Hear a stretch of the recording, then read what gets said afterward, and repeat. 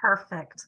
Well, welcome everyone. We're so pleased to have you here today for the Moving In, Moving Out, Moving Over webinar.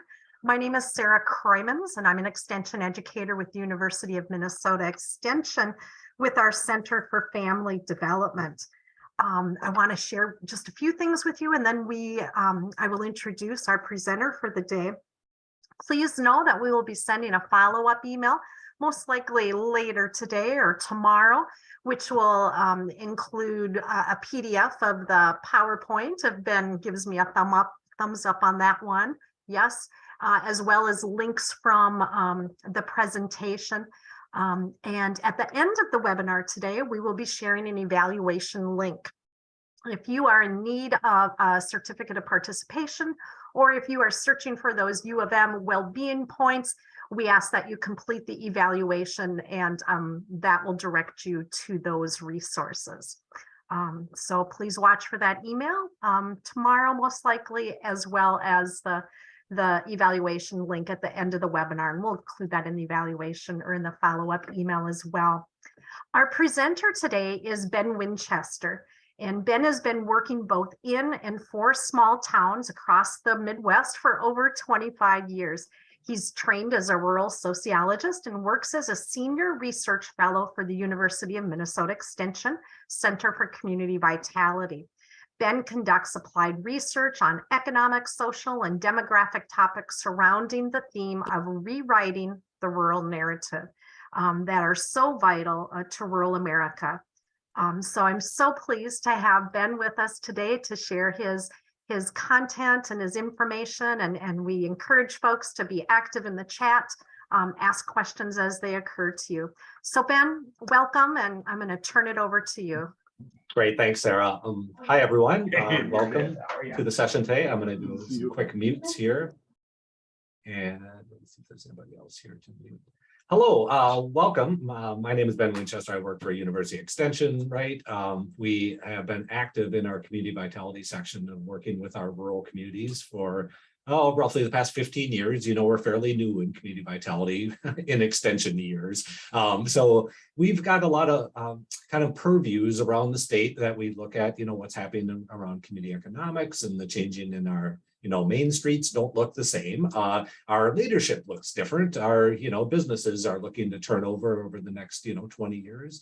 And we're really looking at a lot of change. So my own background is I went to school at the University of Minnesota Morris. I see Ann Colden's on here with the Science and Math Department. My undergrad was in math and statistics. I studied with Engen Sunger. And if it were not for Engen and John Anderson and Roger McCannon and Morris, I don't know that I would have ever seen this as a career for myself. And I say that because I'm telling y'all, in extension, I think many students that go to our university today never see extension as an employer. They generally don't even see higher education or nonprofits as a potential growth industry or an industry that they can work in. So it wasn't until I got involved, doing rural studies with Engen and Roger that I even saw it was an option for me to, continue to work for rural places. And I have done ever since. I was on board with Roger McCannon at the Center for Small Towns when they first started, and that was almost 20 years ago. So we're really looking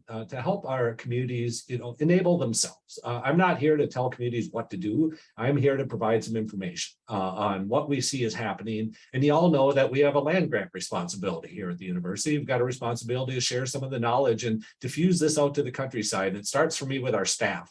And if our staff have a negative narrative, then why would anybody want to take advantage of our programs in our rural communities? My point in all of my applied research is that rural communities are not dying.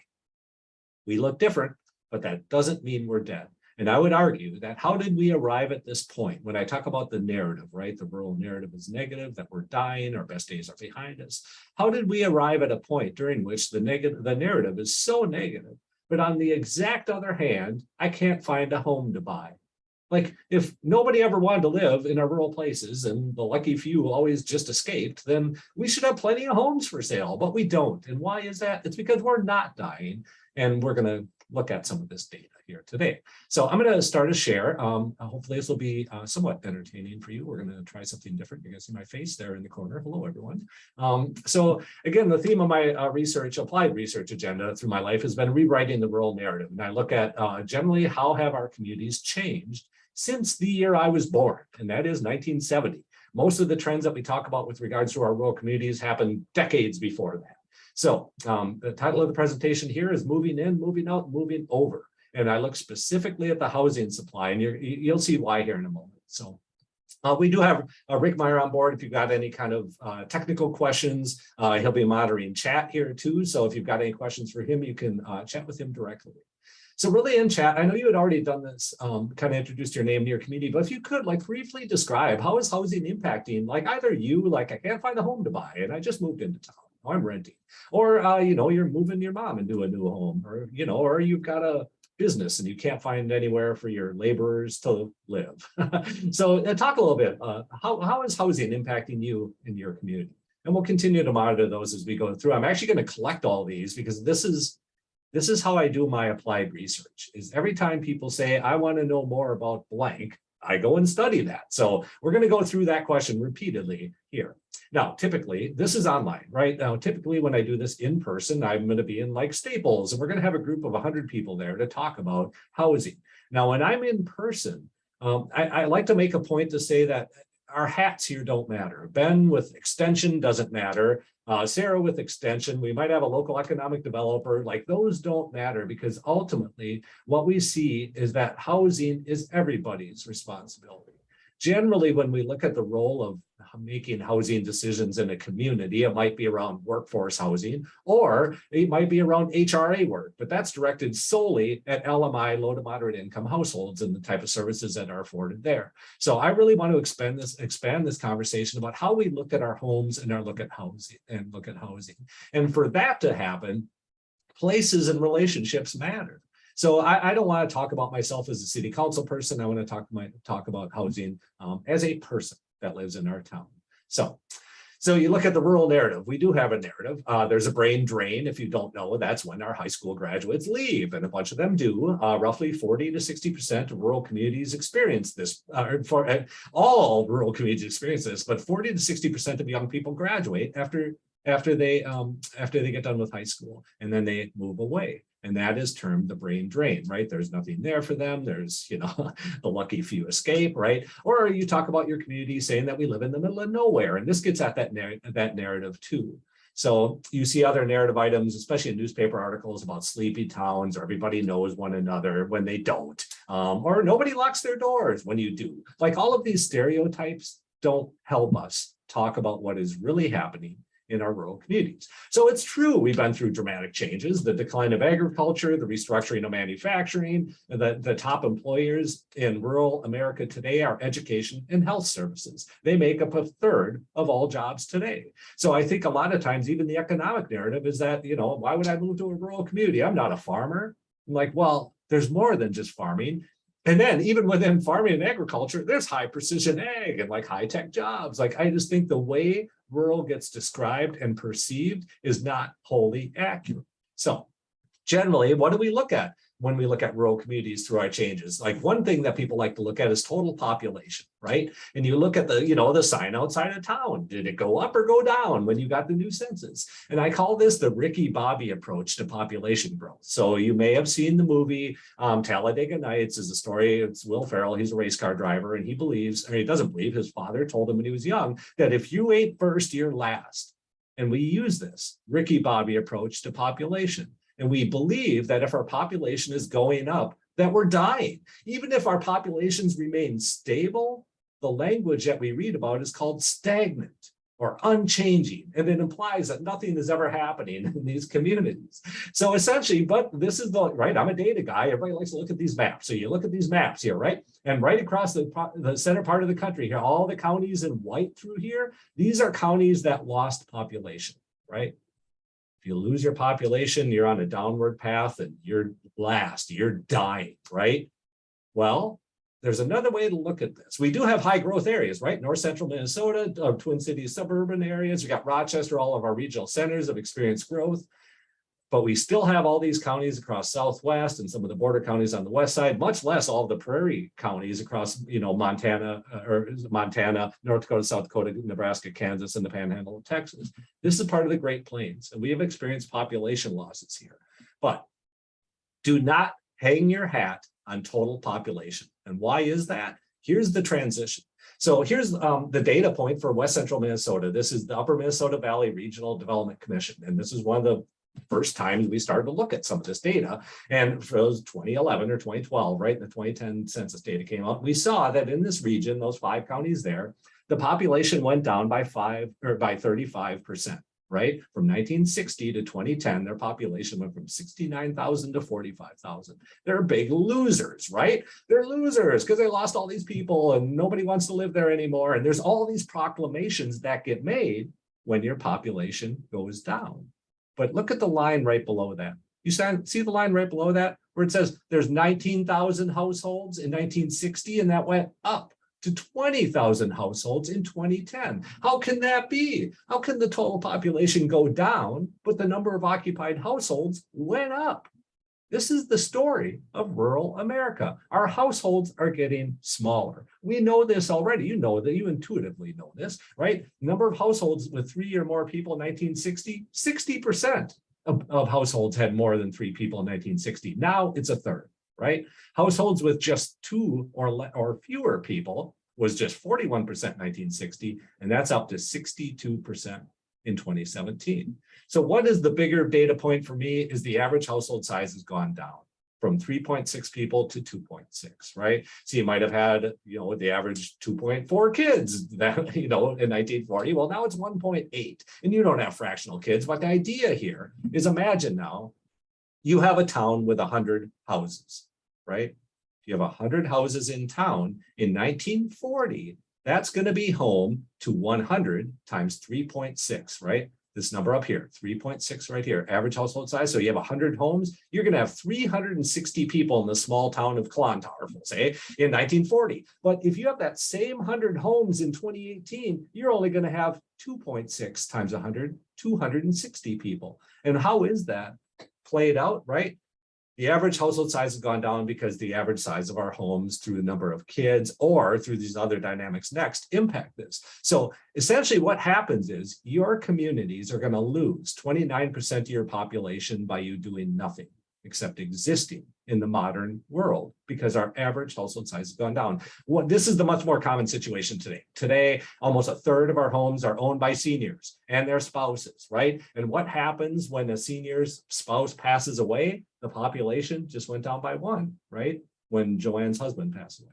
And now Joanne is staying in the home. So what happens to the housing units is the housing units stay the same because that senior is staying in their home, but your population just went down by 1. So this is the story of rural America as our populations continue to trickle. It's like the slow trickle. Susan Brower, the state demographer, that's kind of what we call it. We've got all of these households with very few people in them, and they're seniors, and they trickle away in the sense that they may be moving out, they may be moving on, literally dying. We need to talk about this, and we will talk about what this looks like as we progress through our housing status. So again, when you look at some of the data that people like to see, right? A lot of the data people like to see is the population change, right? Did our population go up or go down? Well, hello, losers. Big Stone, you lost 9% of your population. Houston County, Southeast Minnesota, lost 4% of your population. Lake of the Woods, 11%. Big losers all the way down the board. But if you look at the column to the right, the column to the right of that says how have the housing units changed? Well, like Lake of the Woods County, they lost 11% of their people, but increased the number of housing units by 13% over 10 years. How is that? It's because the number of people in our average household is smaller. So you can have more households with fewer people. So again, for me, I like to look at housing units. Now, housing units become real important for me, and I want to shift the indicator of success from people to our homes, because if we are able to retain households, that retains future stocks for growth in our community. Because housing stocks, right? Our housing stocks are a measure of community wealth. This is where people live that have individual wealth, and these houses persist over time. So I don't want to take any value away from the people in the homes. I want to talk about the homes as a unit of or the houses as a unit of analysis though right now, because there's going to be some transitions that are going to go on and you'll see this, right? So my big disclaimer right here, I am not a housing expert. I conduct applied research on a variety of topics. And one of them is this housing data. So I really want to give you this kind of 10,000 foot view with very local implications. So really we go to the first point of who's moving in. So those of you that know my research, I do research around the brain gain, not the drain when your high school kids leave, but rather we have found very consistently that there have been people in their 30s, 40s, and 50s moving into 98% of all counties across the country. People want to live in rural communities and have been moving into rural communities since the 70s, so much so that our rural populations are maximized. Our homes are filled, but they're filled with a smaller average number of people, which can result in your population going down and then the narrative being negative. But ultimately, our homes are here, we're filled literally, and the housing transitions that take place have a ton of nuance to them. Now, let's look here. So we know there's a brain gain, people in their 30s, 40s, 50s moving in. For what reasons? Simpler pace of life, safety and security, and the low cost of housing. Nowhere in the top 10 was a job. Just 51% of Minnesotans live and work in the same county, right? So what the point here is, people are moving into communities where they don't have jobs. They don't have job offers. They don't even need a job in many ways at this point to move into Morris, Minnesota, or Hancock, right? You can work remotely. You can work for a company out of Chicago.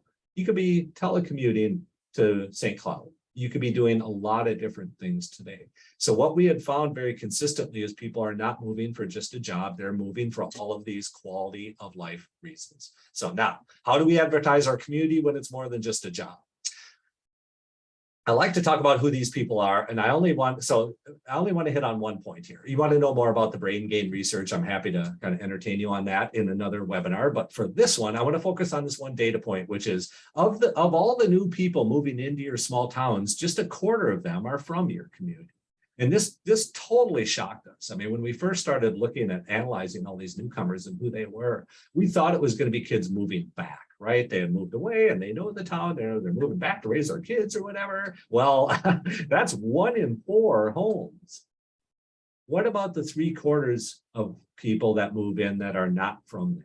And then that raises the question of how welcoming is our community? What type of experience do they have? Will they be here in 5 years? I mean, these are real questions that we've got. So then we get into welcoming, but we're not going to get into that here today. Just note it that there are a lot of people that move in. And when you look at the people moving in, it's very easy to see the people with the family names. It's very easy to say, hey, John moved back, and Jim's kid is here in town. It's easy to see those people because they've got some recognition, but I'll remind you that 3/4 of all new people are not like that. They are not recognized.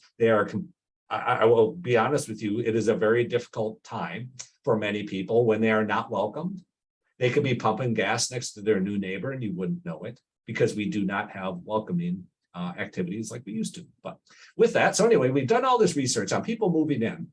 And we did our most recent study a year before the pandemic. And now Montana did their newcomers. They replicated our study from Minnesota here, and they did it in a year into the pandemic. So the data in the first column is a year before the pandemic. The data in the second column is a year into the pandemic.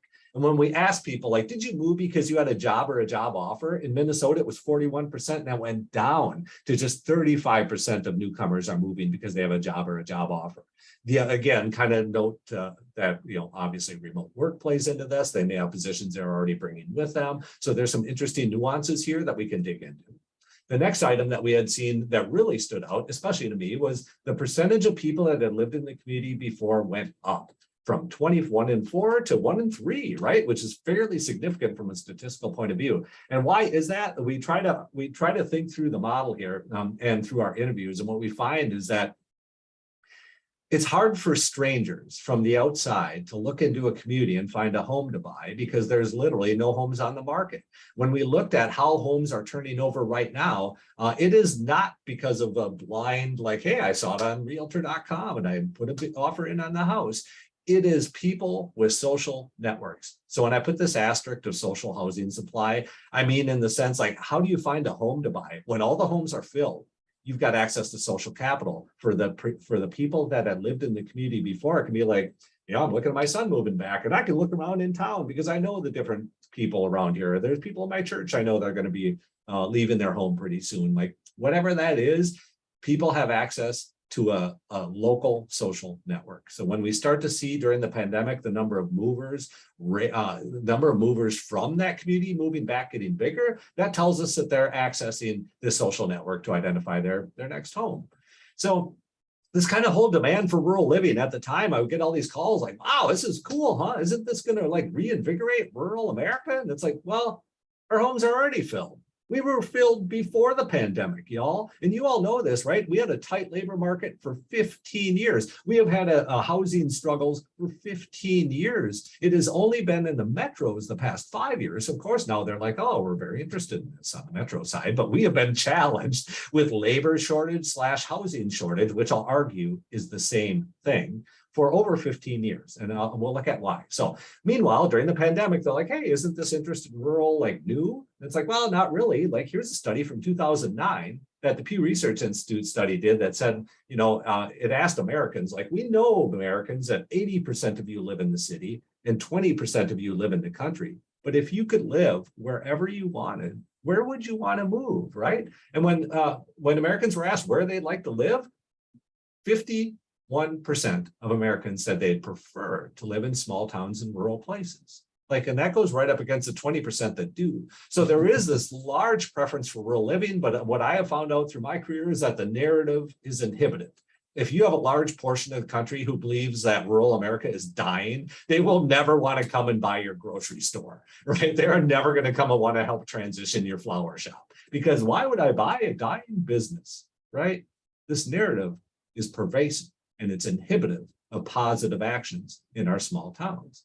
So we've had this workforce housing shortage since 2005. And why do we have a workforce housing shortage? Not because we're dying. It's because we're not dying, right? So really, what's the answer to a workforce housing shortage? Just build new, right? Presentation over, I'm done. See you guys later. That doesn't happen, right? You know this. Developers are scarcely found in rural America. And really, we just need, a lot of times I would hear early on, well, we just need to get the developers to the table. Well, you know what? The developers are at the table. They're real honest with you about how much new homes cost, especially family homes, and it is beyond the affordable price point right now. So I would like to ask you to turn your attention away from the magic solution of building new homes and look at your existing housing stocks as one of the greatest assets your community has got. So I want you to, I'll say this, prepare for one of the largest demographic changes that's going to happen to rural America and has happened since 1930. When I get done showing you this, you can't say you don't see this coming. So historically in the past, in 2016, when we look at the proportion of people in this country that are older, right? It's the red bar on the left here. It's a senior population. And a lot of times when I talk about building senior housing, it's like, wow, it's just going to be a blip, Well, it's not. Actually, the number of people is not going down in this country. The number of seniors will only get bigger. So if we are building housing infrastructure, we're not building it for a blip. We are building it for our future now. So what's coming? Who's in our homes now? In 2010 is when I first kind of had seen this. So when you look at, here's Houston County, and the chart on the left is from 2000. And the chart on the right is from 2010. And if you look at those bars, the two red bars that are circled there in 2000, that's baby boomers. And now you see their ages, right, are 35 to 54 in there. Now look at the two big humps as they moved over. In 2010, they got, 10 years older from 35 to 44 here. Now it's 45 to 54 because they got 10 years older. That big bump in Houston County is moving over yet another 10 years, right? So when we looked in 2010 at the composition of the housing stock in Houston County, 28% of the homes were owned by people over the age of 65, right? Not in the workforce, close to not in the workforce, generally not have kids at that age, right? Now, the orangish and the light orange there are the baby boomers split into two groups. The older boomers are the dark orange and the younger boomers are the light orange. And I do that because baby boomers are such a huge group that there are some differences we've noticed. So anyway, when you look at the composition of this, I like to look at the 28% plus the 22% because they tend to be the people without kids, right? Over 54, right? Or 55 to 64. I'm 52. I've got 2 kids yet, so I can't exclude that like other category from saying they won't have kids, but I tend to look at the dark blue and the dark orange, and you're going to see this chart later. So I'm wondering like, hey, what happened between 2010 and 2020 now? Did the baby boomers move over, or like what's going on? Do we have new people moving in? So what's the story? So just as one example, oops, I'm going to put this on here. So really, do we have workforce housing shortage? Like there's plenty of workforce housing. It's currently occupied by our seniors, right? So it looks like 75% of our homes in rural America are owned by baby boomers and older, right? And all those homes are going to turn over at some point. Well, what's going on? I thought that's the way it looked 10 years ago. Like, haven't these people moved out or something, right? They haven't. For the first time ever. This is my favorite slide, folks. This is the #1 slide that explains everything over the past 15 years with regards to our housing shortage in rural America. Typically in the past, once seniors hit the age of 67, right? Here, 67, they would, all previous generations, right? The one in green, the green line here, previous generations would move out of their home. This is the home ownership rate. It would almost 90% of people at 67 in previous generations were homeowners, and that would drop down to 70% by the time they hit the age of 80 or 85. What happens now? The generation today, this good times cohort, they're staying in their homes. They are not leaving their homes. This is the only generation that's ever done this. They are literally staying in their homes. And think about this. Like historically in the past, when people move out of their family homes, you have room to welcome new people in. You have room to welcome new labor in, right? The staying at home statistic in the upper right-hand corner, 58% of older adults have not changed residence in more than 20 years. I'm going to put some judgment on this, okay? And we're going to have to make some analysis to decide, like, is that the best thing for a senior? Is that the best thing for the home, right? So we're going to talk through some of these pieces here. So I don't want to do a poll here. I just want to do a chat that talk about, have you had a personal experience with an older family member changing homes recently? Like, share your thoughts in chat. Oops, sorry. So how did it go? Sorry, I didn't mean to click that. So how did that move go? I want to talk just real briefly. What did you have control over? What did you not have control over? Was there something you were prepared for or unprepared for? Because I would argue that a lot of times these moves happen in emergency mode. And we're going to talk about some of this. So really, I actually have a value around homeownership. I think we should have people be homeowners. You tend to have a lot of other outcomes at the community level in terms of social engagement and who's going to be involved and just care for the community in general. But will this continue? Now, what we have seen is that for the older people, like those over the age of 65, their home ownership rates are going up. But when you've got a finite number of homes, it's coming at the expense of younger people being able to live in their homes. Because if you have a finite number of homes and nobody moves out, it's hard to welcome in new people, right? So here's what we had found. Here's McLeod County. So in 2010, McLeod County had 25% of their homeowners were over the age of 65. That's up to 30% now. People get older and they're not moving out. They're remaining in their homes. Before, the baby boomers, right? And that reflects some of these baby boomers here in the orange moving into that blue category, right? Because they get older, right? So, but essentially what we see here is it went from 25 to 30% on the seniors. It went from on the baby boomers, right? 40, 20, 30, 42% to 43. But you look at the inverse relationship here. If you've got more older people owning homes, you have fewer younger people owning homes. And the percentage of homeowners under the age of 45 dropped in McLeod County over these 10 years from 33 to 27%. Pine County, kind of same story, large growth in the older population. Again, these are populations that don't have kids. So you wonder why your school enrollments are struggling. It's because it's hard to welcome in people with kids when there is nowhere for them to live or labor or whatever you want to call that, right? I hope this makes sense.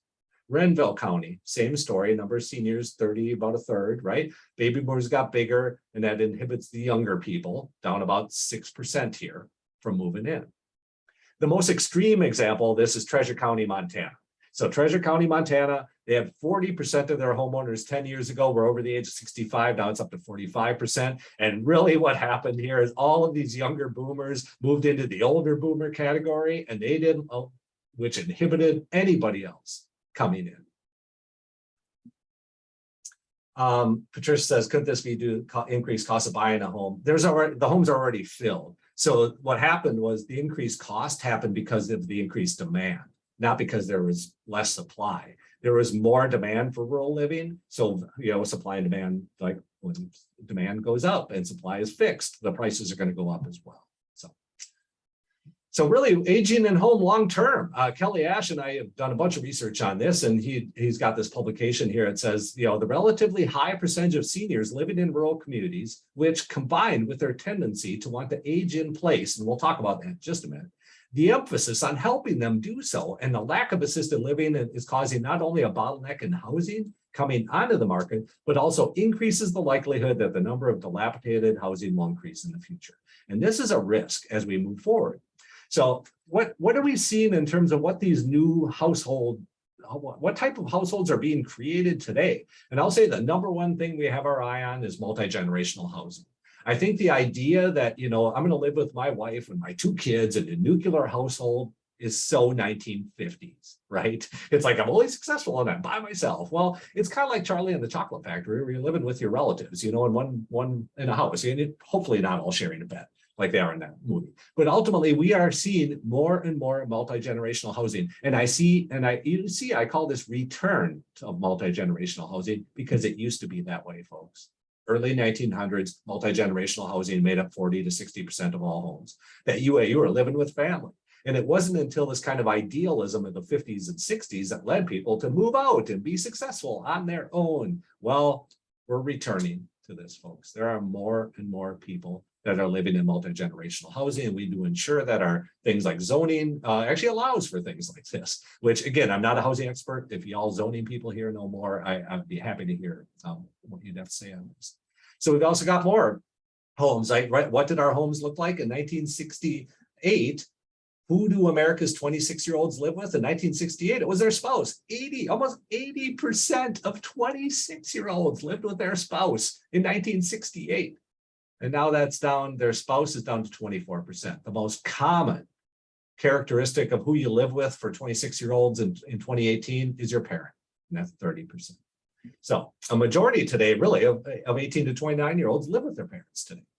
So, and it can't be seen as like a negative. I mean, I got to tell you, folks, you can't let your kids feel as though they're a failure because they want to move back home. Like we have told our kids, you can live with us however long you want. We don't even care, because ultimately I am watching my friends have some of their kids move back, and they're seeing themselves as failures, folks.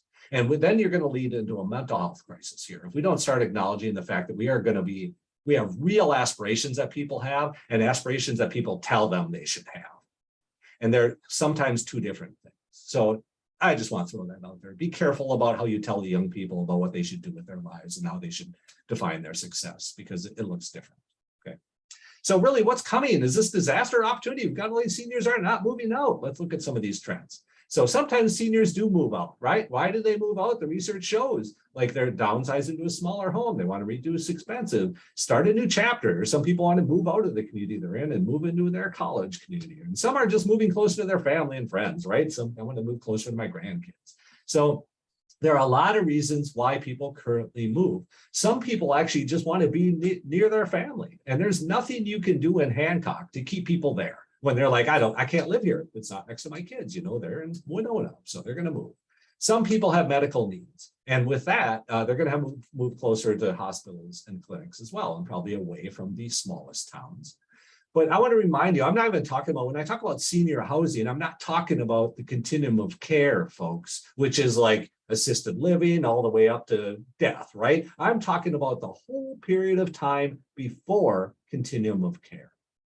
And that is between retirement or whatever that is, and when you actually need services to help live your life. But it's not a straight line. So I kind of in many ways argue that my key point here is our seniors right now are living in their homes because they have a policy of best intentions. And that is, I'm going to live in my house forever. It's not really a policy. It's an aspiration. And it rarely actually ever turns out that way. When we look at other aspirational characteristics of seniors, which I'm going to be a senior too. I don't mean to pick on like seniors as an artifact here, but I will say, look at this. The expected age of retirement. When people are asked like, hey, what age do you expect to retire at? Just 9% of people said, oh, I'm not going to retire I'm going to retire under the age of 60. And over 38% of people had said, oh, I'm not going to retire until I'm over the age of 70. What actually happened? 40% of people retired before the age of 60. What actually happened? Only 4% made it over the age of 70. This is aspiration. So I want to always examine the difference between aspirations and actual events, right? So let's see here. Oops. So really, people aren't moving out or over, but they're staying put. And I call it the policy of best intentions. And it's not really a policy, right? Because if it were a policy, you could make decisions on it. You could let your local leaders know, hey, my house is going to be available in 7 years. You don't know when that is. But ultimately, my goal here is to try to shift our unit of analysis away from like my mom in her house to the house as a community asset. And what kind of shape is that house in? How can we ensure that my mom is going to have a safe place to live? So let's look at some of this. So 90% of seniors say they intend to stay in their home, but only 43% of those over the age of 70 found it actually easy to do that, right? So why do people not move? Stress of moving, fear of losing independence, anxiety over leaving the community, emotional ties to the home, fear of the unknown, right? All of these things play into the decisions that people make and inhibit them from moving. So this was the same thing before. I just want to continue. If you've got other moves, the more you hear about this research and some of the things that play into it, I just want to tease again, share your thoughts in chat. So really, we do have a large age in place kind of model. We got billions of dollars actually that are trying to help seniors stay in their homes. And I would argue that may not be the best thing for the home. And ultimately, it may not be the best thing for the seniors when they are not able to stay in that home anymore. So really, at what point do you change? At what point do you change? Right? So many times aging just means aging your current home, which can be cheaper, right? But there's all these incentives. We'd like to think that telemedicine can help through a lot of this, but really what happens, you end up have some semblance of disability as you age, which prevents you from either moving around or hearing or caring for yourself or just living independently, right? And then people start to make these choices. Some people don't make choices. They let life make the choice for them because something happened, right? So I have talked a lot about with our seniors who say like, well, I'm going to live in my house forever, right? So then they ultimately like rehab the bathroom and then put a ramp on the house, and they may have spent like $15,000 to stay in their house, but then something happens. Literally something happens 9 months later. I mean, this is actually an actual story. 9 months later, something happened and they had to sell the home because she was not able to stay in that home anymore. So now the realtor comes and is like, hey, Sarah, I know we got to move your mom out of her home and we got to sell your house, but the house has like knob and tube wiring. You've got to redo that wiring because they can't get insured on that, right? And if you want any first-time home buyers to be interested in your home, you have to get rid of the peeling paint. Because if there's even a sliver of peeling paint, you can't use the first-time home buyer program. So now it's like, oh, well, we just spent $15,000 upgrading the bathroom and putting on the ramp. Well, that's not an asset to the home. That's a pure livability expense. And meanwhile, now Sarah's incurred with $15,000 to $20,000 more just to even sell the house at this point. And why is that? It's because we don't expect disaster to happen. We live in an aspirational world of what we would like to happen. But then what happens when people do need to move? I'm going to go back here. You see these reasons down here? What stress of moving, fear of losing independence, anxiety, emotional ties, those all are exacerbated if you need to move in emergency mode. Now imagine if you had actually spent the past 2 years, Sarah, working with your mom and exploring different homes, and now you're on a waiting list for this, single floor living. That's one thing. But if your mom doesn't do anything, or if your mom doesn't want to talk to you, which we find out, this is very common. That's like, in the morning I go talk to my mom. It's like, why, Mom? You're not really getting around very well, up and down those steps. And she's like, oh, stop it. I'm doing just fine, And then she goes to the doctor in the afternoon and is like, oh, I can barely get around. I just don't know how long I can live there. Well, why didn't you have that conversation with your son, right? Why don't we have a real conversation about what's going to happen in this home and what's going to happen for the next generation? So ultimately what happens then, we see very consistently, is all of these reasonings are exacerbated. High stress, even more fear. You don't have choice. So meanwhile, like mom's got to move to Starbucks. There's no place in Hancock because the place in Hancock has a waiting list for 18 months. And now my mom's got to move to Starbucks. She's away from her friends. She's into the unknown, right? So part of this is like, I see lots of benefits of age and place studies without any costs identified. So I am the person who's trying to kick our seniors out of our homes, like comically, right? Tongue in cheek. But I just want to bring this up to talk about like, hey, we're not actually having this conversation about the fact that why we're in the situation we're in, our employers are struggling to find workforce to move in, but they can't because there's nowhere for them to live. Meanwhile, so now, what's the public cost? Like, why would I tell Sarah what to do with her mom's house, right? Why would I do that? Why would Sarah tell her mom what to do with the house? It's like, what is, it's a house is a private asset. But meanwhile, on the public side of things, I'm still trying to have economic development activities to get a new employer in town. But meanwhile, I can't bring any labor force in. So this is where the rubber hits the road between private and public inaction. So what happens then, let's say, and this kind of did happen to me in my house in Hancock, is I had a neighbor whose home, well, my home and my neighbor's home were both built in the same year, roughly. You wouldn't know it by looking at the front of it because his was dilapidated and mine, we had to spend thousands of dollars to update and get the, knob and tube wiring out and all that stuff. Well, what happens then? Let's just say, well, I don't care what happens to his house. Like he's going to do whatever he does. What is the public cost of this? So let's say in this 1 year right here, we have 4 homes, these 4 right here. And every year, those 4 homes bring in $1,000 in property tax revenue, right, to the county. But what happens then if that house is torn down? It's dilapidated right here in the middle. No longer is the assessment on the home and the land. It's only on the land because we had to tear down that house. So now what happened to the assessment is that the assessment dropped on that parcel from $1,000 to $200. Now, does the county then say, oh, I know we tore down that house. We got to reduce our levy by $800. Like, did they do that? Oh, no. Who's paying for the difference in that $800 right there? Everybody else. Everybody else in town has now seen an increase in their property taxes because of the dilapidated housing that wasn't taken care of at that time. So there is a public cost to inaction. And in fact, tearing down that home has an even greater cost. Not having a place for wealth to live has present and future costs for your community as well. So when we look at, trying to advance this conversation with our older generation, like your equity in your house is one of your greatest assets. And a lot of times when we talk about like, hey, would you be interested in like a patio home or something? Like, no, I already own my home. Well, no, I know you own your home. You have equity. Like that equity can be shifted to somewhere else, right? So it's actually encouraging a conversation about this. So what our point here is that when seniors move over, this opens up their house for supply, right? The big inhibiting factors of this movement is stress and fear. However, making move over decisions during emergency mode, as I mentioned, only increases those stresses that people have. So maybe, so, I'm usually a positive story person, like let's tell all these positive stories about rural. It's going great. Well, here's where it's like, maybe I want to tell the story of a disaster, like where my mom's move did not go well. She didn't have choices. She didn't plan. There wasn't really anything available in town. She lost control of where she could go. These are the stories that are unseen, unheard, and undocumented. Like we want to tell the story about success, that's fine. But I'm here right now to tell you a majority of these transitions do not happen in really pretty clean ways, right?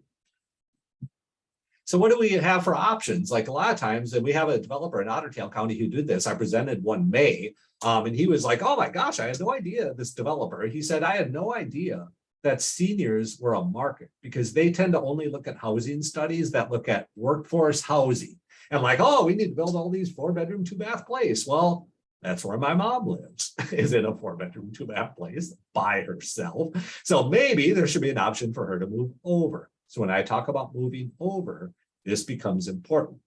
What happens to move over properties? They're manageable, senior-friendly floor plans. And again, this isn't assisted living. This is continuum of life and minimizes upkeep for the residents. So sometimes local folks will be like, why should I care? They're not in the workforce, these seniors, right? Well, you're right. They're not in the workforce. They're not, quote unquote, productive, though they're still earning all their retirement dollars when they were productive in that community, right? So meanwhile, there is an economic argument, because I typically run into economic developers who don't really want to think about this housing, because it's not workforce housing, it's senior housing. So I'm trying to make the argument about why we should all care. And why is that? It's because of transfer receipts. Transfer receipts are dollars that flow from the federal government to your local community. And this includes old age, Social Security, right? You know, that Social Security Administration, like 4-pager you get. That's like, you're going to get $200 a month when you retire. Hopefully it's more than that, whatever it is, like Social Security Administration, not private retirement accounts. I'm only talking about old age, Social Security, Medicare, and Medicaid. And right now, those 3 items make up almost 20%. So when we of all income in a community, typically when economic developers and other people think about the income that's generated by your community, you think of it in terms of jobs, like wages and salaries, right? But there's these other categories. Transfer receipts make up 20 to 30% of all the income generated in your community. And another 10 to 20% are dividends, interest, and rent, right? You got landlords, they generate revenue, it's creating income for them. So let's look at the transfer receipts. I've just got one county here, but this is very typical. So here's, sorry, I should say 2019 up there, not 2015. This one's 2019 data. But this is Big Stone County. So if you look at all the income that comes into Big Stone County every day or every month or every year, just 48% comes from a job. So meaning they're working every day and they've got a job. 28%, 29% come in the form of transfer receipts. And again, as mentioned up here, they're Social Security, disability insurance benefits, and Medicare and Medicaid. So the way I look at this is, this is a pretty significant source of income. And what would happen then if your seniors moved out? So again, if you don't have anywhere for your seniors to move over to, they're going to move out. And if they move out, they're going to take these transfer receipts with them. Think about how many jobs you have today because of that 29% in Big Stone County. There's jobs at the hospital, jobs at the clinic, right? All of the other related services that seniors get. And that's just for Medicare and Medicaid, for example. So we've already got a very significant proportion of our income coming from these transfer receipts, and we should put a value statement on it. We should try to retain them. We should try to retain these transfer receipts. So our local economy is only going to become more service oriented towards seniors, right? You've already got a lot of businesses and sectors around the economy that are based upon a senior service economy. And we should want to retain these transfer receipts. So maybe move over housing is the opportunity, because it gets our seniors to move over and opens up that workforce housing for our next generation. So for me, housing is a key. It's not so much a shortage, but just people in the wrong homes. We build supply and workforce housing by making the existing housing stock available. So my key point here is a house is not just a private asset, but it's a community asset that we hope persists over time. Now, again, the pandemic was like, oh my gosh, this is going to renew everything. And we started to do these studies around housing. And right now there are lots of pressures in your communities around what happens to a home that gets put on the market. Does it get sold? Because ideally, when you think in terms of this long term, more broadly, I talk to a lot of school districts and they love this, because when you've got, imagine the substitution households, out with a senior household, in with a family household. We know that half of newcomer households have kids. So imagine if half of the 75% of homes that are owned by baby boomers and older are substituted with people with kids, our populations are going to go up, our school enrollments are going to go up. They've already planed off. Our school enrollments already planed off and growing in some areas. is. So we're starting to see this transition of our small towns away from the negative narrative of decline to reflect more about what's happening, which is we're very stable. And in fact, now we're filled with seniors. And when they start to move over or move on, we have to talk about death here, that ultimately those households will be substituted with younger people, half of them with kids. Well, meanwhile, there's other pressures, Zillow, privates. I mean, right. This is the recession right now. So maybe this isn't, or depression, however, whichever direction it's going to go, right? So we do know that there have been some trends impacting the housing transitions, and that is Zillow buying up homes, right? There's private investors that are buying up homes. There's landlords. We know the number of landlords scooping up available properties in these towns has been great. And again, now you're moving away from a value of home ownership and towards one of not. Or we end up with places where Airbnb is causing, and again, if you've got a very small housing market, these little numbers mean big things. Like we just lost 2 houses to an Airbnb. Like, how is that going to go? We also see things like seniors, when they do move into senior facilities because they stayed in their home forever, and then they had to move out and they went right to assisted living because there was no in between for them. And ultimately, they hold on to that home. Our seniors are keeping the home around for their kids, for the best intentions, like when they get out, right? So meanwhile, that's another home that's not on the market for our local employers to fill their labor force with. So really, at the same time, this last item right here, it's behind my face, but pandemic homes. So during the pandemic, there was a story in one of the major newspapers that said the home sales in Western Minnesota were down. And I was like, that's not true. There's no way the home sales are down in Western Minnesota. It's the middle of the pandemic. All the numbers were up. And what we found is that when we looked into the data, the way the data was reported, it wasn't reporting all the home sales because not everything got listed in this data source. And why is that? It's because more and more homes in our rural communities today are being sold not at arm's length, meaning I'm a stranger selling a house, and Sarah's a stranger that found my house on Trulia, and she is interested in bidding on my home, or getting my home. A majority, 40 to 60% of home sales during the pandemic were not those types of, like anonymous transactions. It was, I know Sarah's mom is looking to sell her home. And I go and talk to her and like, hey, Sarah, I'm going to take your mom out to supper tomorrow. We're going to figure out a price for your home. And then we do. And then meanwhile, that home never gets listed. So meanwhile, now the data can show a decline in home sales when actually it's not. It's an artifact of homes moving around in a very captive market, kind of getting back to the how do you find a home to buy when you don't know anybody? This is how you find a home today. We argue comically that the best place to find a home to buy is to visit with your seniors after church. You're going to hear a lot about what's going on across the community in that way.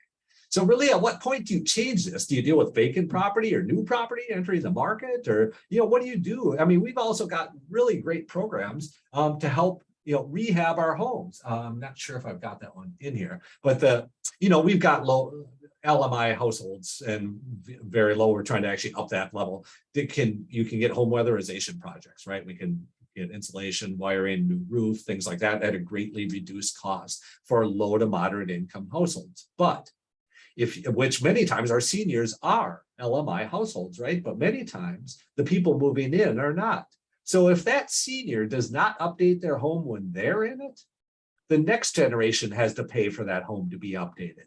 So I would rather, Sarah, if your mom were low income, to have her rehab that home this year before she goes to sell next year, because that $40,000 cost is now a program offered by the state, as opposed to $40,000 that needs to be incurred by the new buyer who may not be eligible for LMI type or income-based programs, right? They're just going to make too much, these newcomer households. So I'm very interested in shifting our unit of analysis to our houses, to making sure our housing stocks are in good shape. Who do you work with? Do you work with the buyers, the sellers? I mean, ultimately, all we see is more and more demand for the talent pipeline. Tell your kids, man, go be electricians, plumbers, construction, work hard for 20 years and then get out because your body won't last. But ultimately, there's a lot of good jobs in the talent pipeline right now. So we do have, we have Who Gets Grandma's Yellow Pie Plate program, which is the one I think of when I talk about transitions and succession planning. Like this, talk about Grandma's Yellow Pie Plate. Like, what about Grandma's house? What about other assets that she may have? So it's getting back to the point of actually engaging in a conversation about what may or may not happen in the future, which may not be comfortable for everybody. Right. And nobody certainly is getting paid to do this. Nobody. That's why there's a huge gap and why we're like, boy, we should be looking at this area just a little bit, because right now, all of the work is dedicated to keeping people in their homes, and almost no value is being put on the conversation around the churn of housing, moving in, out, and over. So really, what about the people here? Let's just begin discussions with our older people about, what that house means to them. What are the conditions of the home? We used to ask people like, hey, can we, do an inspection of your home? And they're like, I don't know.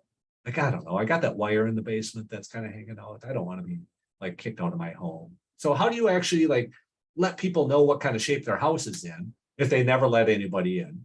How do you let people know that, hey, the knob and tube is not going to fly when you look to sell this thing? Like, do we have kind of a pre-sale checklist that gets done for our seniors to help them anticipate a future move, whenever that happens, right? But sometimes these homes can be sensitive, and the seniors can be sensitive to these poor conditions. So really, for me, it's engage seniors and their families, start discussions about community housing succession. And really, for me, it's appealing to a sense of continuity. Because it's like, hey, Sarah, I know your mom lived in that house for a long time and raised your family there. We are looking at the next generation wanting to raise their family there. It is a sense of continuity. But if the narrative is negative, it's like, well, nobody wants to buy my house. This town's all dying up, right? It's not true. We have people literally waiting in line to buy homes in many of our rural communities. So appealing to the sense of continuity works well for me. So really, again, maybe it's just more broadly about community succession is what I'd like to talk about. Maybe one of the best things you can do for the future of your community is ensure there's somewhere for people to live. And then more broadly, talk about succession plans, not just for that housing, but for leadership and your businesses. So with that, thanks for your time today. I want to open up. I'm going to get through chat here. If you've got, I'll look to Sarah and Rick to pick out some of those chat items too. But just I'm interested in what you have to think about this, because I've heard repeatedly that generally we don't hear about it this way. If you are an age in place fan, please don't take offense that I'm bringing this up. I believe there is no conversation taking place about our housing from a broad community perspective. So, and at the same time, if you've got ideas for what's next, like you want to know, like, what about this, Ben? Like, put it in chat, because this is how everything you heard today has propped up in my research. Is we're here to serve you in our communities across extension. So I'll just look through here. So thanks, everybody. We do have an evaluation that please fill out the eval. I know you'll get an email from Sarah here too. And Betsy, yeah, the presentation will be available. So I'll kick it back to you, Sarah. Great, thanks, Ben.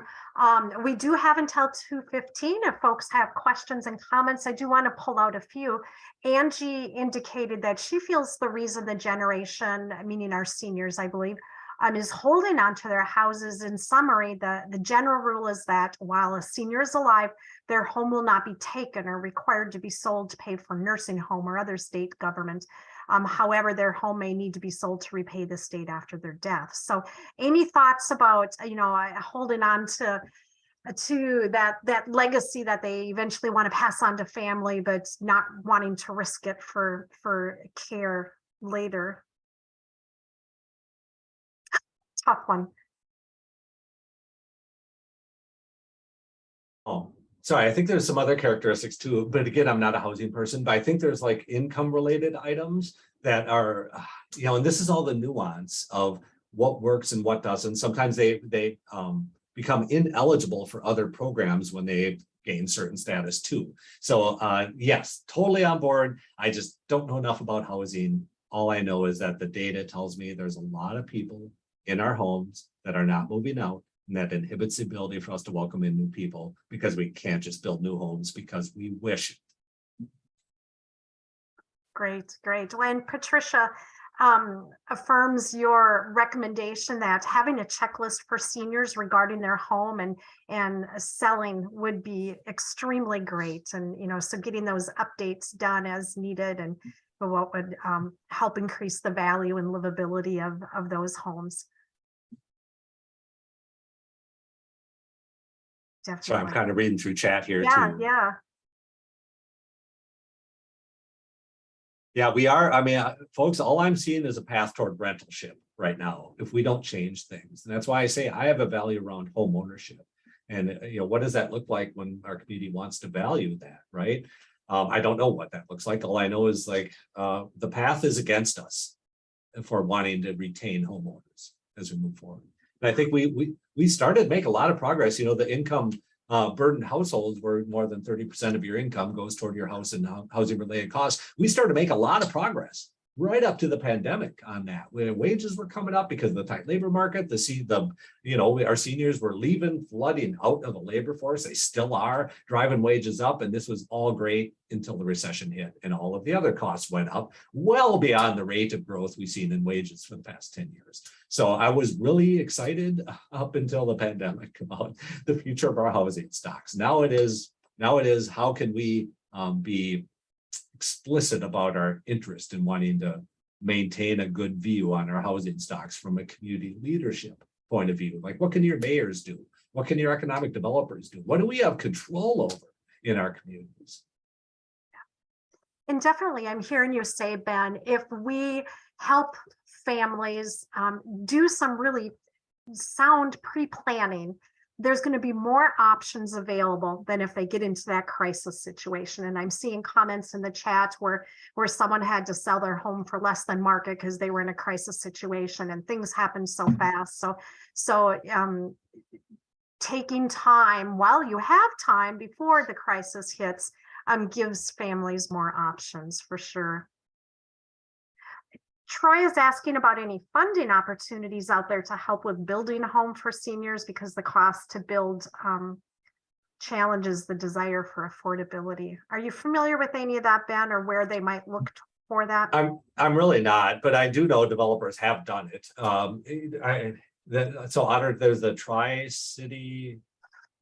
Tri-City Opportunity Group in Otter Tail County. It's 3 small towns that work together, and there's a housing developer that put up these 4-plexes of patio homes. And he literally was like, I didn't know this was a market, so I put up a 4-plex, and there were 2 2-bedrooms in the middle and the 1-bedroom patio homes on the end, and they sold the moment I broke ground.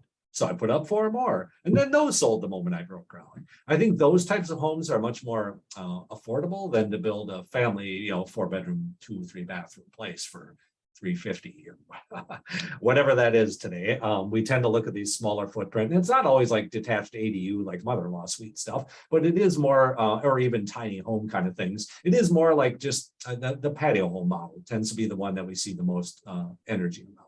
But I'm sorry, I really don't know the nuance. Like it's my big disclaimer at the beginning. Like I'm just not a housing developer or housing expert. Yeah. I just see this data telling me real clear things.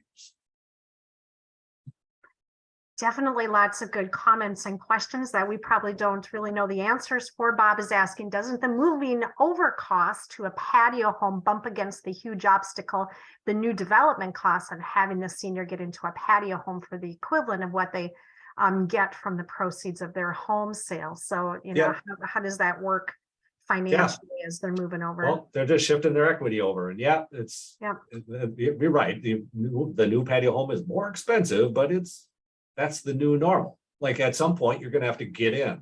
So either you can say, I took, I only paid $200,000 for my house 15 years ago, and now I'm paying $200,000 for this patio home. Like, yes. Yeah, definitely challenges for communities as they're trying to figure things out. Well, continue to put your questions and thoughts in the chat. And Ben, thank you for putting the evaluation link there on the slide. And I believe Rick has or will be putting that in the chat as well for everyone. Again, if you are looking for a certificate of participation, or if you are in search of those University of Minnesota well-being points, if you are on the university insurance plan, please complete the evaluation and it'll direct you how to request those few items. We do invite folks to participate in our other upcoming webinars, and we've got a few slides just to highlight those. We'll go to the next one, Ben. Thank you. Yeah, that's the evaluation link again. Yep, so we've got that, and Rick has put that in the link, and we will also include that in the follow-up email. So some of my Spanish-speaking colleagues are offering several webinars that are yet to happen. So if you are a Spanish speaker or work with folks that are Spanish speakers or have colleagues, family members, direct them to these. On the next slide, we're going to highlight some of our Finding Balance webinars, and you just missed from this morning the mental health pandemic, which was really great, but we will be having a recording available on our YouTube channel for that. But family caregiving, that might be a great one, goes right along with this when we're thinking about our seniors who may need care. And then some, again, the later life decision making. Today we're on the fourth one in that series, but the family caregiving again, and shopping and cooking for one or two. I think we have one or two more slides here. These are our financial capability webinars. So several, the last three are coming up yet in October and November. So check those out. No Place Like Home. A few of those have taken place already. But Ben is going to be with us again on November 9th. So join us for the supply and demand of rural leadership. I'm looking forward to that.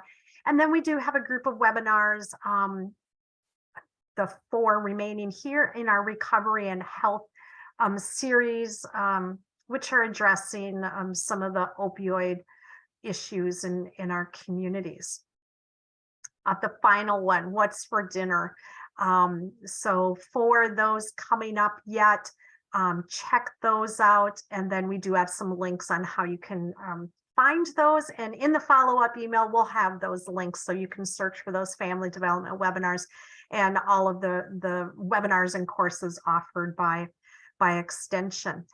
We also want to share, we do have a University of Minnesota Extension Center for Family Development Family News e-newsletter. I'll include that link in the follow-up email, but subscribe to that and keep in touch about what we've got going on. If you're a parent or caregiver, you can sign up for our You Got This text messaging program for folks.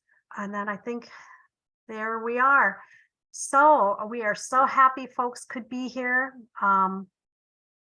Yes, as Ben says, do not hesitate to reach out to him. We will include his email in that follow-up email so folks can check on that.